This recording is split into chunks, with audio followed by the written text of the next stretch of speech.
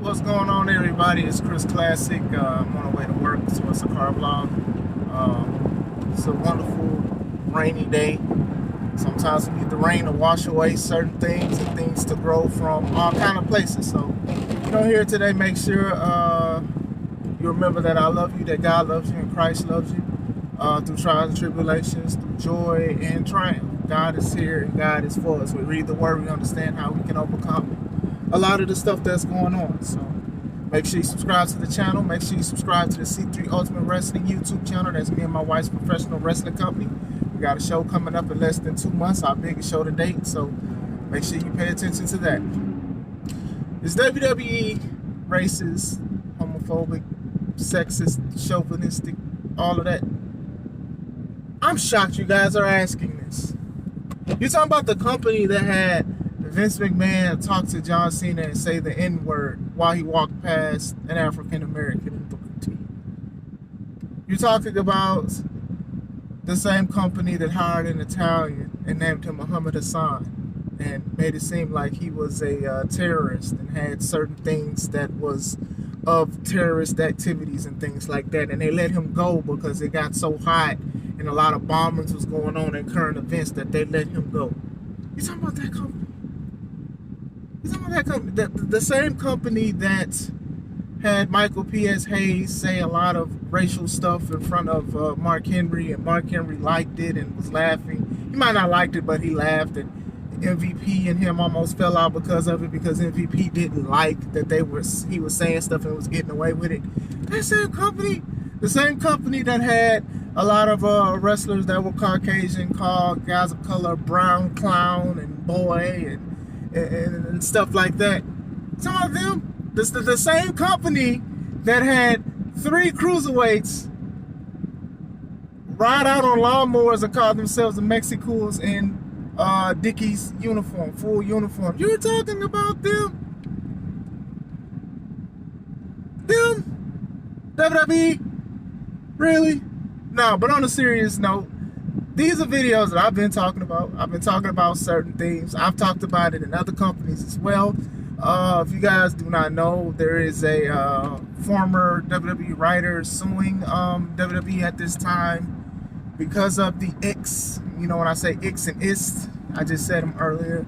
Suing them because they were saying that like they wanted more racist things and homophobic things, and they wanted a whole bunch of things that they weren't comfortable doing and saying. So apparently they would ask them to do something, they would do it, and then they would shut it down. They would say, hey, why don't you talk about the 9/11 attacks? Or why don't you have a lady of color take her earrings off and things like that? And they said that they would get a hard time for doing certain things that all the writers could do, like take WWE chairs after a WrestleMania event. So there's a lot of things. So my thing is, I don't know this person or whatever like that, but I wouldn't put it past it because of WWE's past antics with people of color or with anything. And I will say this. WWE has always been under my scope with certain things and how they say things and how they handle things. WWE, first and foremost, is a company. And it is a business. And what businesses do is they do things for ratings and for money and stuff like that. It's to the point to where they could be the most racist company in the world. But when Black History Month comes up, they're going to highlight black wrestlers. Going to highlight things like that. When it's Hispanic History Month, they're going to do things about that. When it's Pride Month, some people call June, whatever like that, they're going to promote people who are allies to that wrestle, who are that, and people who support that, and then it goes away. WWE is not shy from that. So to me, just because you have quote-unquote representation, it does not mean that that company does not have any hate or does not have any people who work there who does hate. You know, there are plenty of wrestlers who doing shoot interviews that say, okay, this wrestler or this producer or this road agent gave me a hard time because of my color. Now, am I going to sit here and say I believe 100% everything? No. You know, Alberto Del Rio is somewhat of a toxic wrestler in almost every company he wrestles for, but there was an incident where somebody in the back told him to wash his plate. That's very racist and racial. And he took it into business himself to handle it. And they let go of Del Rio, and people was mad, but cannot do physical stuff. You have to be careful with that stuff. Just because these people say some of the most evil things, you cannot put your hands on somebody. That's when lawsuits get involved and stuff like that. You know, look at, I'm thinking even the Booker T and Triple H storyline at WrestleMania, where Triple H said that guys like him don't deserve championships to dance and hair. Why don't you dance for me, Book? There was a racial undertone in it, and a lot of people bring it to Triple H's attention, and Triple H be like, nah, that's not what it meant, but it's exactly what it meant. Even to the point where Booker T went to the back and act like he was confronting Triple H. Triple H gave him some money to go take care of his bags. This is your WrestleMania opponent. It probably would have had a great payoff if Booker T actually won the match, but he didn't. Triple H pedigreed him and took like 19 seconds, which felt like a minute, to pin him. And he didn't kick out. The same company that had the Hurt Business could have been a dominant faction, which was for 2 seconds. And Vince decided to break them up just to break them up. They were given Evolution vibes. Now people are clamoring for them to come back. I don't want them to come back because the title picture, they're not going to be in the title picture. It's not going to help anything. It's not going to elevate nothing.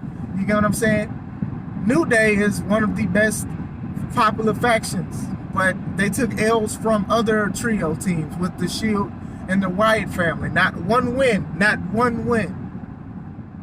But that's what they choose to do. And that's that goes into even representation and individualism.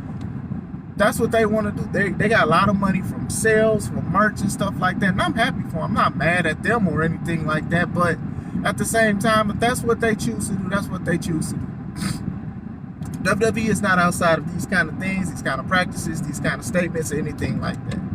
I'm curious to see on what happens with this lawsuit, especially with basically Endeavor most likely being involved, because they could stretch this out to the point to where the suit gets dropped if the writer does not have a lot of funds to pay for court fees and stuff, especially if they keep going back and forth. I do think they have a case, but then I don't think they have a case. I'm on the fence with that because of everything that WWE has been doing. This is why a lot of companies do charity work and they do a lot of things, because they want to try to make sure people know that they somewhat care about what they do, even if they don't. That's the same thing with mafias and mobs and stuff like that in gangs, is that they do a lot of crazy evil stuff and violent stuff, but they also give back to their neighborhood or charities and things like that to make them seem like they're a good thing. And I will say this, a lot of things in life and a lot of things in current events, wrestling, sports, movies, panels, all this stuff, they are clamoring for representation for people of all kind of walks of life, whether they were born that way or if it was their choice or whatever they want to do, right? There's a lot of companies, a lot of people who represent all kind of companies, religious, not religious, color, this and that, clamor for companies to give them representation. And I don't think there's nothing wrong with that, but at the same time, there's a difference between representation and there's also a difference between pandering. A lot of these companies pander over representation. It's not like, okay, well, we got you this because you wanted this. It's this, we want your money and stuff like that. And with wrestling especially, sometimes it will come off as a stereotype. But at the same time, some of us who are of color will be like, that's our culture or whatever like that. And some people are going to be upset with how some things are. You get what I'm saying? You know, you got representation, but then sometimes you can't turn around and be like, wait, not like that. I want it this way. You get what I'm saying? We love our culture. We talk about how much we love our culture. We embrace it. So when other companies that's not black owned try to emulate or simulate or stimulate bars, what we think about, then sometimes it comes off bad. You know, I enjoyed prime time as a kid when I was younger. I wouldn't like prime time now. I just wouldn't. I wouldn't like prime time. And at the same time, I'm not big on 3 men in the New Day just twerking and stuff like that. 3 guys that are very talented and stuff like that. We look at the title picture and we talk about how the title picture is kind of is lacking diversity. You have somebody that is believable as a Bobby Lashley and things like that, and he's going for secondary titles. And I currently don't have a problem with that, because secondary titles are supposed to also be important too. It's supposed to help you elevate to the main event. Bobby is a 2-time champion and stuff like that. I think his first reign was obviously decent. His second reign was obviously out of place because they were just teasing something between Roman and Brock. So they really didn't even need to give Bobby the belt, even though I was happy. But going into it, yeah. There's a lot of companies that's like that. I wouldn't be pressed if people said AEW was like that. You know, a lot of people threw stones at Big Swole when she was talking about her situation. And you know, a lot of people don't like how she wrestles. A lot of people don't like certain things that she say and do. But when you fast forward, you look at it and it's just like it's true.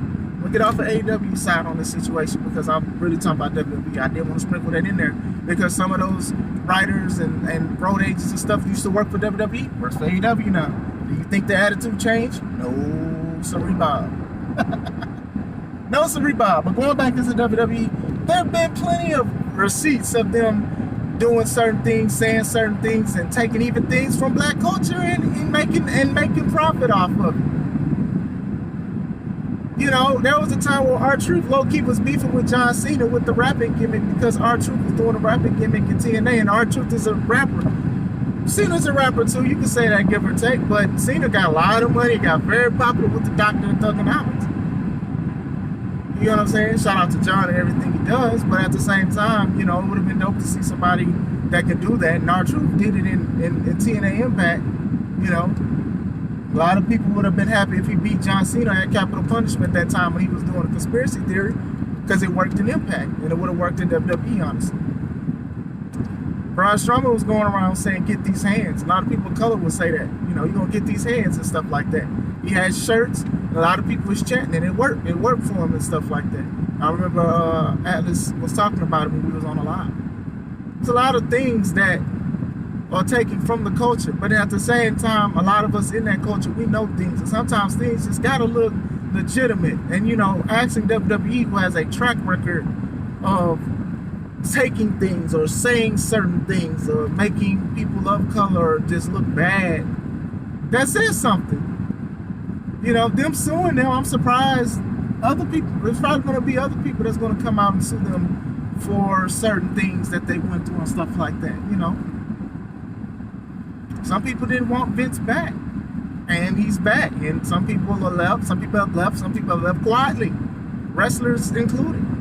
You know, just not a good look. But at the same time, WWE has always dodged bullets. We're talking about multiple bullets, even with lawsuits of women and stuff like that. You think of Mazzaro and what she was saying about when they did Tribute to the Troops, and they were saying like how the troops were like touching her and like, you know, taking advantage of her and stuff like that. WWE never made a statement about that, you know, because it's just be quiet, you know, give thanks to the troops. I'm like, evil is evil, you know. It don't matter what jacket they wear. If they say that they are the nicest people, they're believers, or they represent a group of anything like that, there's evil on a lot of spectrums and stuff like that, because people like to hide, be a wolf in sheep's clothing.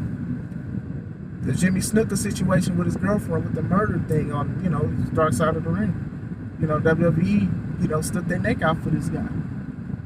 Might be a reason why Tamina, which I like, Tom Tamina, so that's a joke. But at the same time,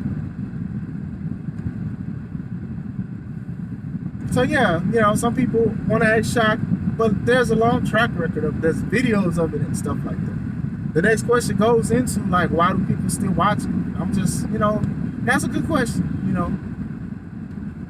Sometimes I think they change, and sometimes I think they don't. You know, sometimes people watch stuff even though like the intentions and stuff is bad and things like that. Me, I'm happy for a lot of the champions and stuff. For some of them, I'm happy at least what they do with Bianca Belair and stuff like that. But I come out with, I don't think they have some people's best interests. It's just money. They're at to the point that they're just going to make money at regardless of anything that they do. So that's how I feel about the situation or whatever like that. You know, you want a great company that has great stuff with people and great wrestlers and things like that, and don't give people a hard time. Go to C3 Ultimate Wrestling. Me and my wife's company. We have fun. We do things like that. We try to get the best out of everybody, and they try to get the best out of us for certain things we do. There's other alternatives and stuff like that. You know, but some companies do have dark pasts. Some companies do have things where they're very racist and stuff like that. You know, you hear stories of AEW, you hear stuff from Impact, you hear stuff from a whole bunch of stuff. WWE is bigger, it's been around longer. So, of course, their stuff is going to come out. You also have wrestlers who have done shoot interviews that have talked about WWE doing and saying certain things that was very inappropriate and racial and stuff like that. You even have Raka Khan, Tranisha Riggers, I think that's her name. She's suing everybody right now. WWE, TNA, Impact, NWA, NAACP. She's suing everybody for all kind of things, saying that they stopped her from being this and being that. You get what I'm saying? So there's a lot of evil in a lot of these companies and stuff like that. Some change and some have not. Some of it's just like, if people want to see a wrestler who has 1 million views that are of color, they're going to book that person. And they're going to figure out how to make money off of it. They're going to capitalize off of it. It's not, oh, let's just have him because let's show him because he's talented. Sometimes it's just because they're black. That's why I clamor at Bianca, because I feel like Bianca is a natural thing. You know, some people just want people to be pushed because they're black. I want more than that, because sometimes you're going to cloud their actual talent, because you're just like, here, shut up, here's this black wrestler. They're black, be happy. But Bianca does a great job, and I love Bobby's thing. I love Kofi thing too, because they listen to the fans, because it wasn't just for black fans and things like that.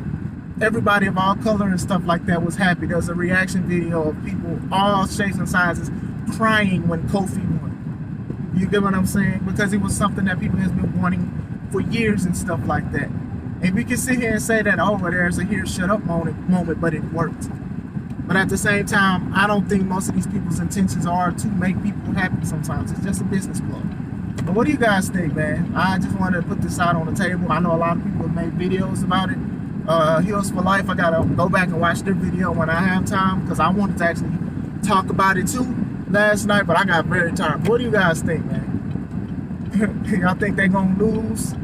Like, what are some examples that y'all seen from WWE? And if you still watch WWE, why do you still watch it? I want to know. Make sure you guys comment, like, and subscribe. This is Chris Classic. Let's take it home. God bless.